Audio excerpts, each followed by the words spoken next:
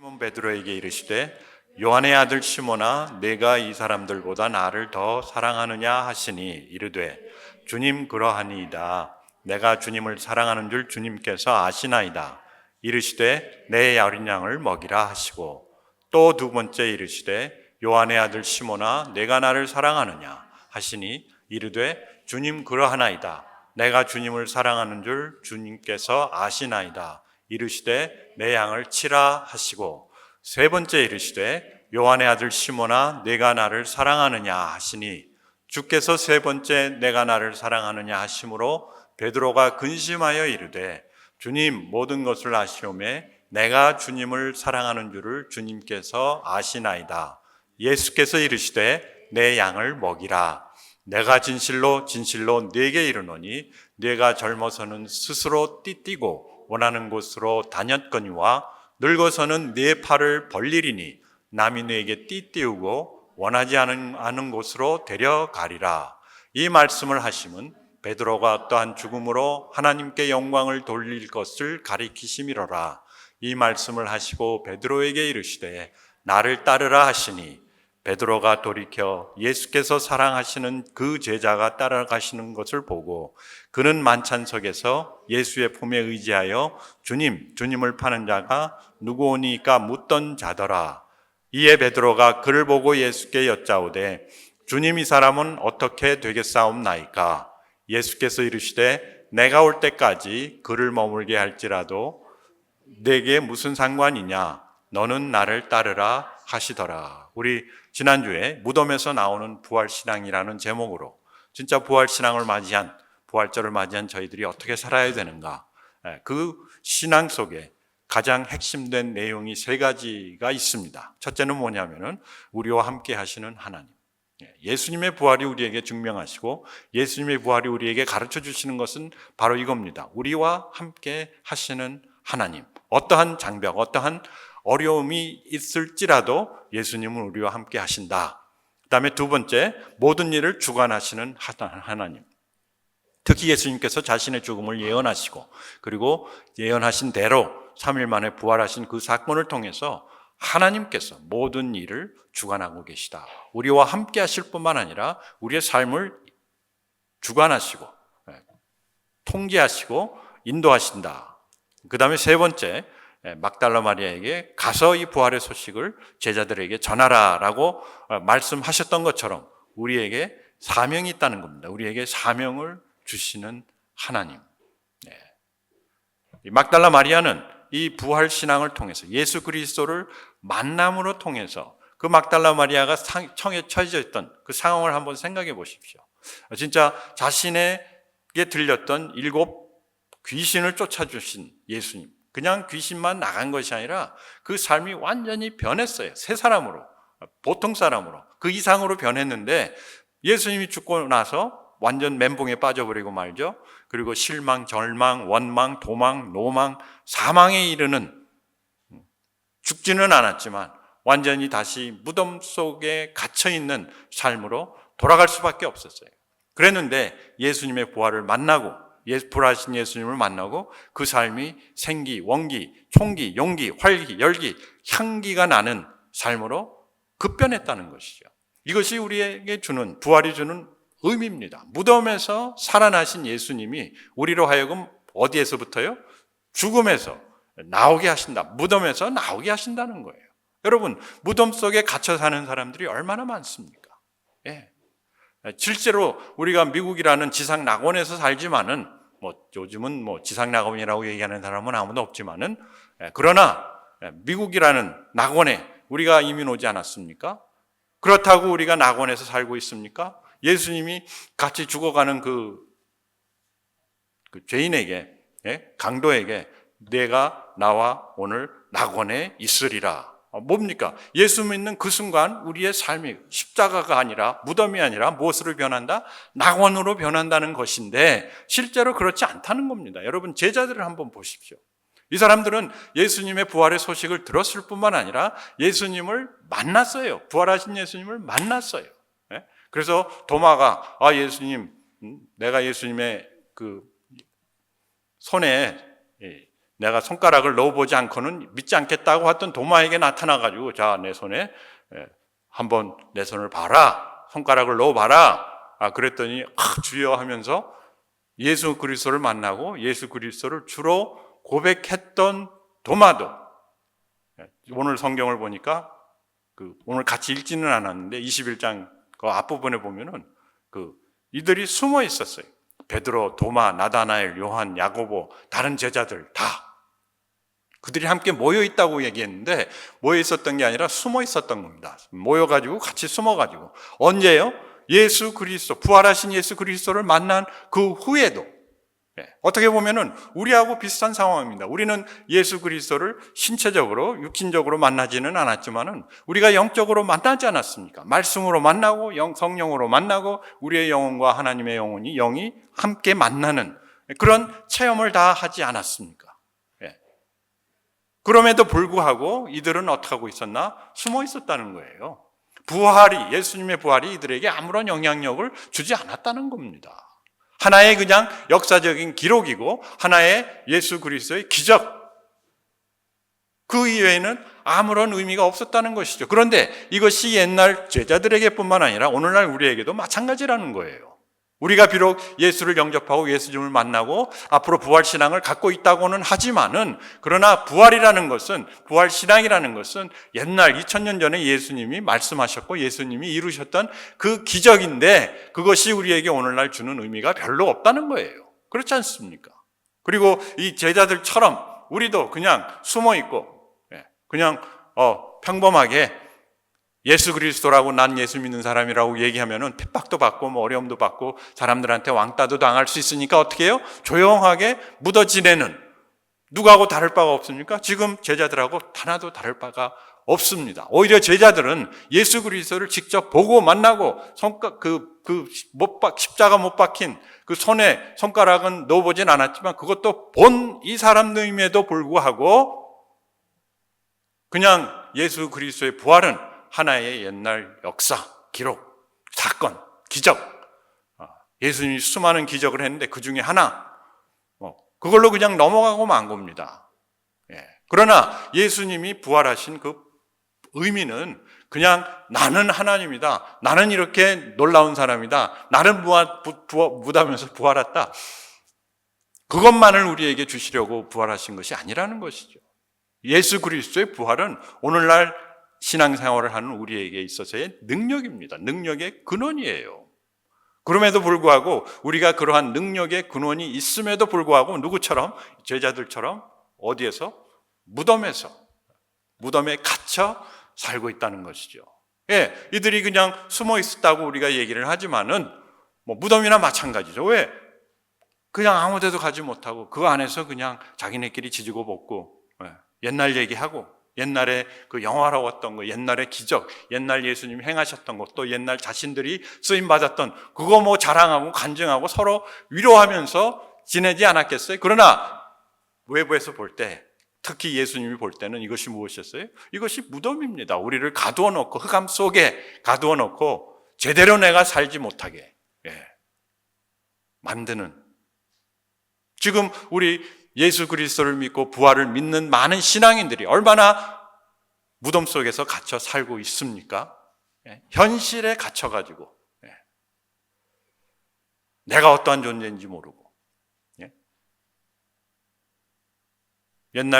옛날이 아니라 그 동물 심리를, 그러니까 인간의 심도 마찬가지로 심리를 연구하는 사람들이 코끼리를 묶어놓고 그 반경에서 못 벗어나게, 거기서 만약에 벗어나면은 전기를 줘가지고 셔크를 줘가지고 그 동그란 그 범위에서 못 나가게 그렇게 훈련을 시켰어요.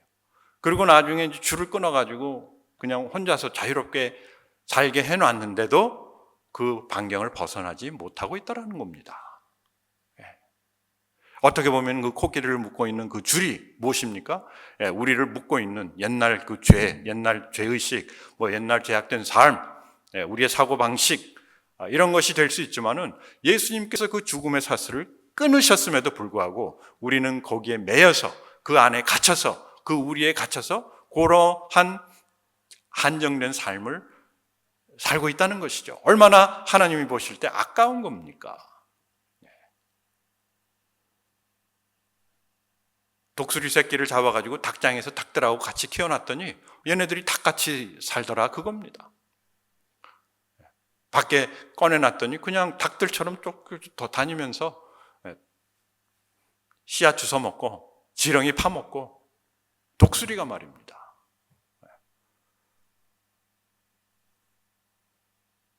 우리 그리스도인들의 모습이 여기에 나와 있는 제자들의 모습과 하나도 다를 것이 없다는 것이죠. 그리고 한다는 얘기가 우리는 물고기나 잡으러 가자. 물고기나 잡으러 가자. 다시 옛날 자신들의 본업. 물고기 잡는 그 자체가 나쁜 것이 아닙니다. 그러나 하나님께서 이들을 무엇으로 삼으셨어요? 내가 너희를 무엇을 낚는? 사람을 낚는 어부로 만들리라. 그리고 사람을 낚는 어부로 만들어 주셨음에도 불구하고 이들은 물고기나 잡으러 가자. 이거 먹고 사는 문제를 해결한다는 그 자체가 나쁜 것이 아니라 우리에게 주어진 사명과 우리에게 주어진 소명과 본분이 있음에도 불구하고 그것을 잊어버린 채, 그것을 잃어버린 채 그냥 옛날 본업으로 돌아가는 겁니다. 물고기 잡는 것이 나쁜 것은 아니죠. 그렇지만 이들에게 주어진 그 사명을 잃어버렸다는 그 사실이 너무나도 안타까운 것이죠. 특히 예수 그리스도께서 자신의 생명으로 산 이들이 그냥 예수 그리스도 주신 그 생명을 사는 것이 아니라 옛날에 살았던 그 인간적인 삶으로 다시 돌아가 버렸는데 결과는 뭐냐면은 아무것도 잡지 못한다는 것이죠. 하나님이 그것을 방해한다는 것이 아니라 우리에게 주어진 사명을 내가 살지 못할 때 나머지 일도 제대로 우리가 못한다는 얘기입니다. 네. 그리고 더 비참한 것은 뭐냐면은 예수님이 바로 옆에 와가지고 얘들아 가서 왼쪽에 오른쪽에 그물을 던지라 얘기했을 때 아무도 예수님인 줄 몰랐다는 것. 왜? 자신들의 초점과 관심이 벌써 엉뚱한 곳에 가 있다는 것이에요.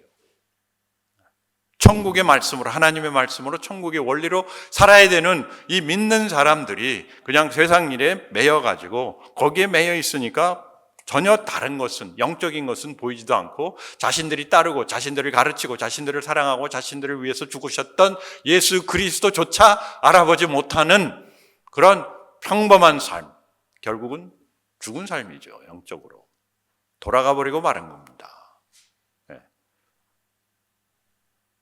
예수님이 볼 때는 진짜 도로함이 타불이에요.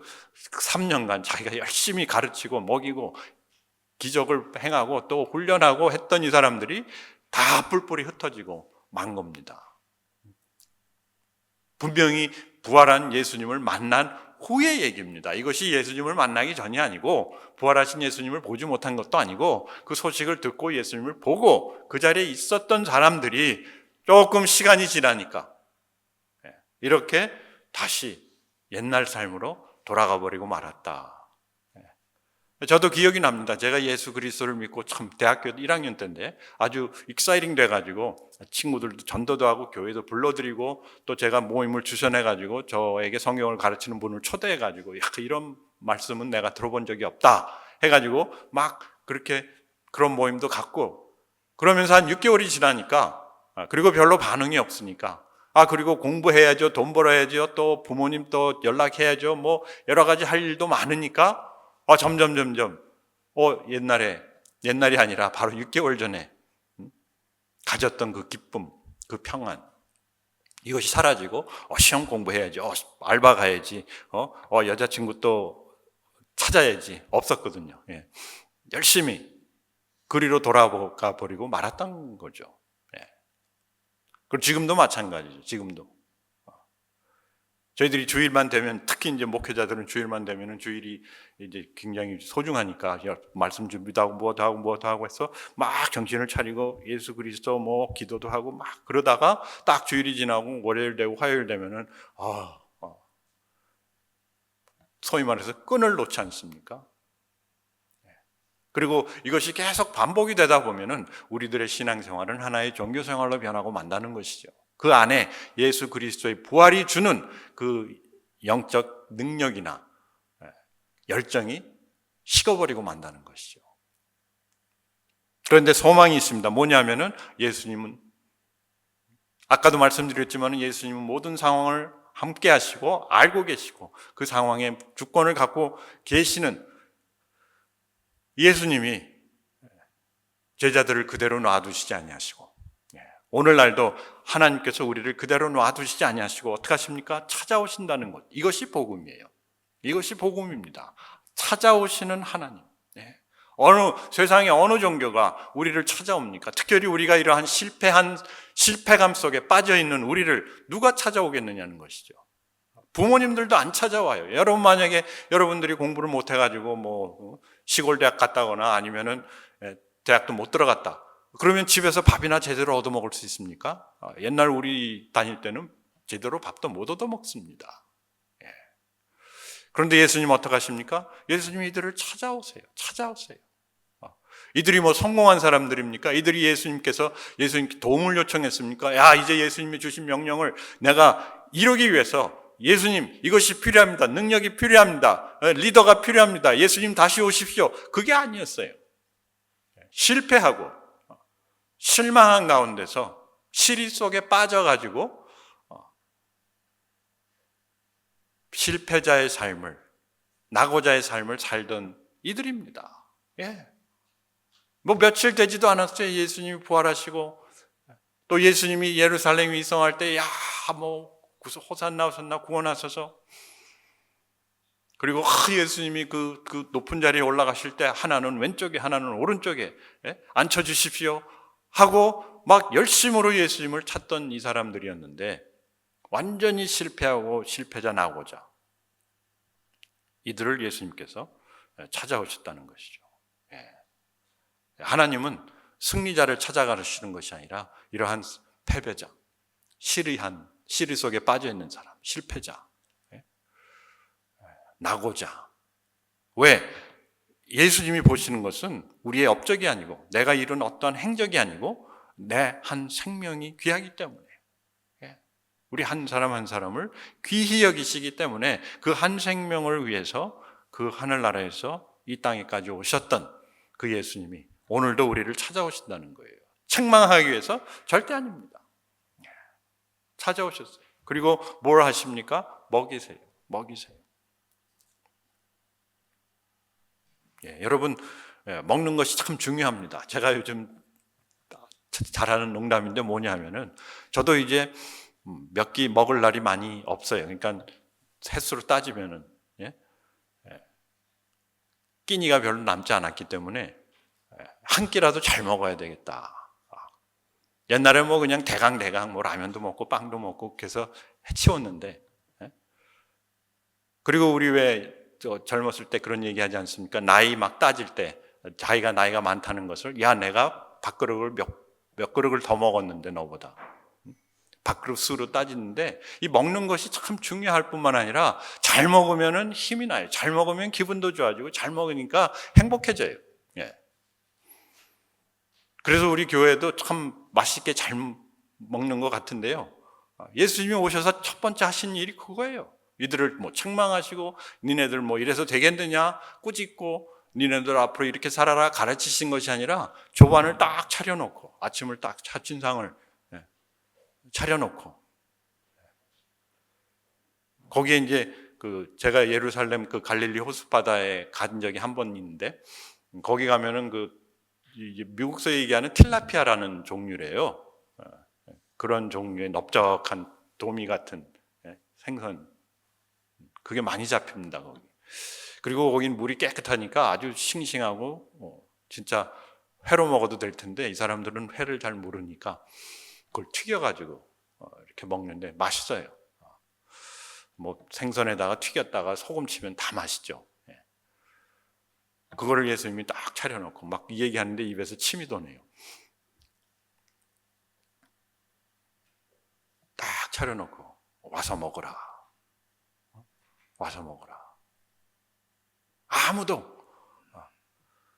예수님이 당신이 누굽니까? 당신이 누군데 우리를 먹이십니까? 말을 못해요. 왜냐? 예수님인 걸 알았거든요.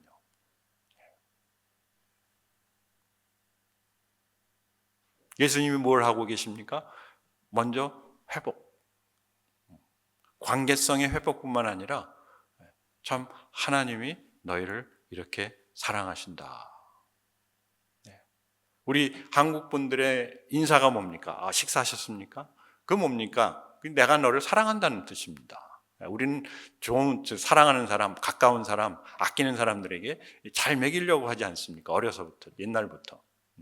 꼭 먹을 것이 없어서 살았던 시대라서 그것도 그렇게 했지만은, 우리 한국 문화는 이렇게 잘 먹여주는 것, 식사 한 끼 잘 대접하는 게 이게 사랑의 표현입니다. 아마 동양 문화가 그런 것 같고 옛날 유대 문화가 그랬던 것 같습니다. 그리고 지금도 유대 문화, 특히 이제 이슬람교도 마찬가지인데 구약 문화가 뭡니까? 손님을 잘 대접하는 거 아닙니까? 예수님이 이들을 무슨 대접했다는 겁니까? 손님 대접한 겁니다. 잘 차려가지고 잘 먹이고 그 다음에 물으십니다. 전부 다에게 물은 게 아니고 그 중에 딱 한 사람 베드로를 골라가지고 시몬 베드로, 시몬의 아들 야곱의 아들 시몬아, 내가 나를 사랑하느냐. 베드로라고 부르지 않고 시몬, 옛날 이름. 왜? 옛날로 돌아가 버렸으니까. 그 시몬이라는 것은 이렇게 작은 자, 아니면 모래알 같은 자, 약한 자, 그런 뜻입니다. 그럼에도 불구하고 예수님은 그를 찾아오시고 그에게 바요나 시몬아, 내가 나를 사랑하느냐. 하나님이 물어보시는 것은 단 한 가지입니다.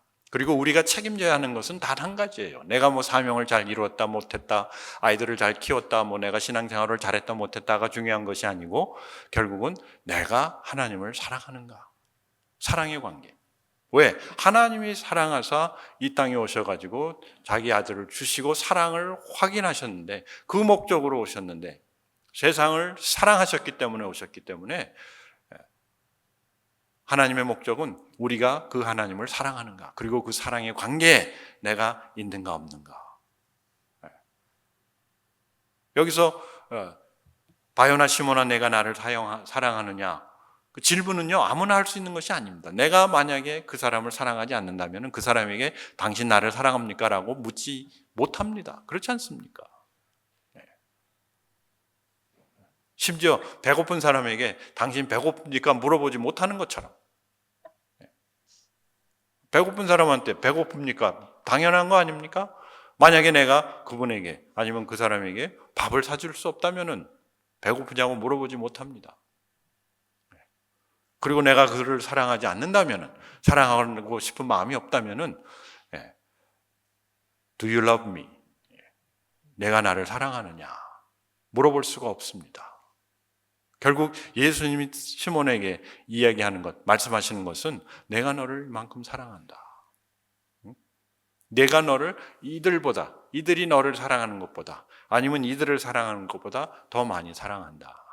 그 사랑의 고백입니다. 그러면서 그것을 베드로에게 물어보는 겁니다. 왜 사랑하느냐를 물어보시는가? 그것이 예수 그리스도가 오신 목적이기 때문에, 그 단 하나의 목적. 그리고 하나님이 원하시는 것 단 한 가지. 우리로 하여금 예수 그리스도 하나님을 사랑합니다라는 그 사랑의 관계에 다시 성립되기 위해서. 그렇지 않습니까? 여러분들 자녀들이 어디 멀리 갔다가 성공을 해서 돌아온다든지, 우리 누가복음 15장에도 나오는 그 탕자가 뭘 갖고 왔습니까? 무엇을 이루고 왔습니까? 그렇지 않아요. 우리 자녀들도 그렇지 않을 때가 많이 있습니다. 그러나 부모님의 마음은 단 한 가지 아닙니까? 그들을 사랑하는 그 마음, 그리고 그들을 사랑하는 마음을 알아주는 그 마음을 원하는 것. 예수님이 원하시는 것은 단 한 가지였습니다. 이 베드로가 비록 실패를 많이 했지만은 네가 나를 사랑하느냐? 그거 하나면은 족하다, 그 뜻이죠. 그랬더니 베드로가 뭐라고 합니까? 네, 제가 주를 사랑합니다. 근데 그걸 3번씩이나 물어봐요. 3번씩 물어보니까 베드로가 좀 당황합니다. 왜? 자기가 주님을 사랑하는데 2번째 물을 때까지는 네, 주님을 사랑합니다 했는데 3번째 물으시니까, 그리고 이제 묻는 그 단어가 달랐습니다. 원에 보면은 첫 번째, 두 번째는 네가 필레오, 필레오미, 나를 참 친구 사랑하듯이 사랑하느냐. 근데 세 번째는 아가파오메.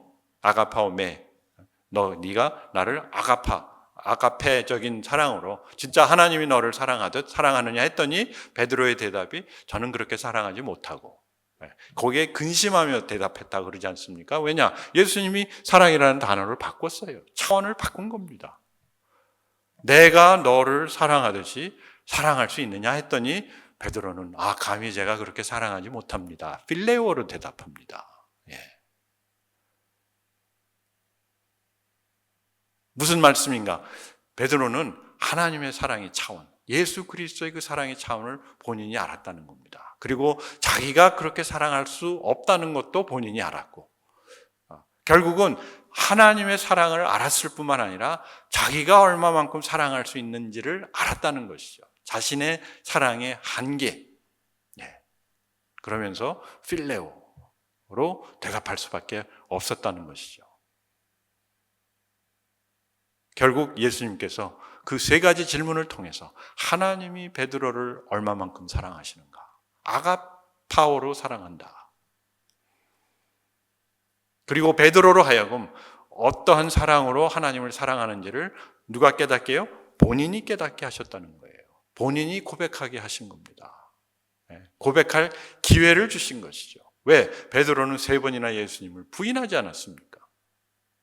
그 베드로를 다시 한번 세워주는 겁니다. 다시 그 사랑의 고백을 진심으로 할 수 있게끔. 그런데 우리의 사랑의 고백은 하나님의 사랑을 알 때 할 수 있습니다. 너 나를 사랑해. 아니면 그렇지 않으면 내가 구원하지 않아. 그렇게 해서 하는 고백은 진짜 사랑이 아니죠. 너 다이아몬드 반지 줄게. 나를 사랑하느냐? 그러면은 사랑합니다. 그건 진짜 사랑이 아니죠.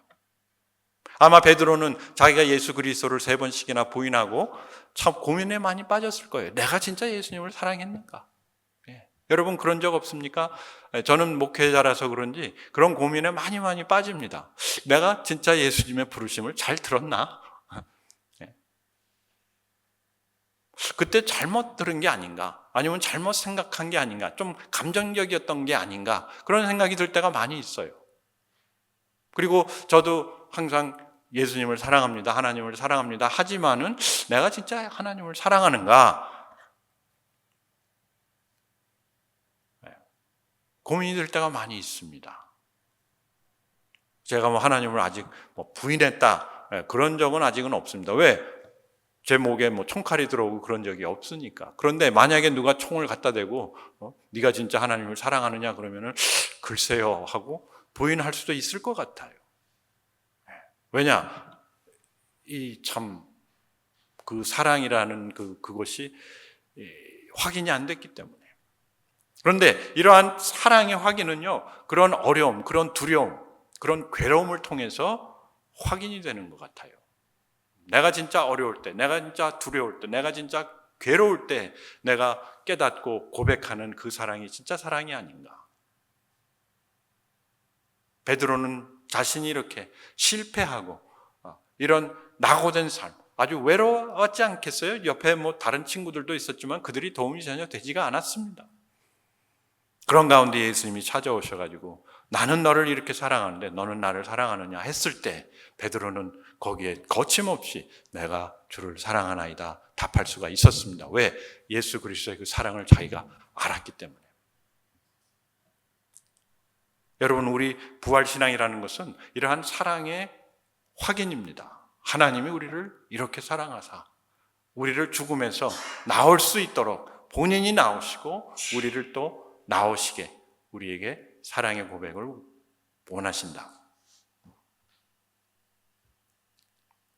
그리고 네 번째, 명하십니다.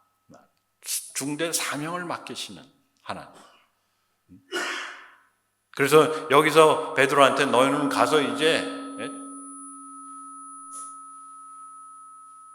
천국으로 사람들을 인도하라 가 아니고 사명을 맡기세요. 내 양을 먹이라.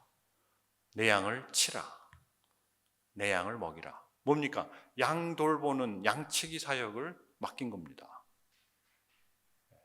그 순간 예수님께서 야, 너는 이제 나가서 너는 앞으로 진짜 너도 나처럼 십자가에 달려서 죽을 거고, 그 뒤에 설명하지 않습니까? 너는 내가 원치 않는 것으로 사람들이 네게 띠를 띠고 데려가리라. 무슨 얘기냐면은 받는 고난이나 어려움입니다. 그리고 앞으로 베드로가 어떠한 사역, 어떠한 사명을 감당할 것인지를 예수님이 예고하는 건데, 그 얘기는 하지 아니하시고 양을 먹이라. 내 양을 먹이고 내 양을 치라.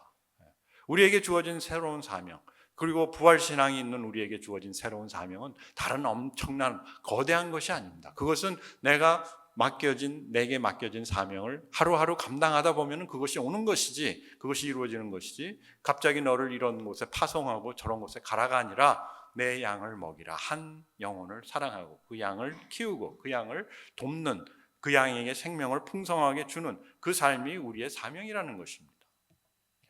베드로에게 내 양을 먹이라.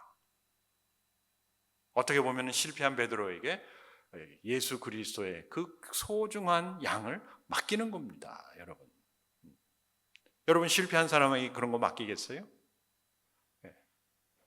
실패한 사람이면 당연히 잘리고 바닥으로 내려가고 아니면 감원당하고 파면당하고. 그러나 예수님께서는 베드로에게 새로운 사명은 아니고 아주 이 소중한 사명을 다시 한번 그에게 맡긴다. 그건 무슨 얘기입니까? 베드로야, 나는 너를 믿는다라는 것이죠.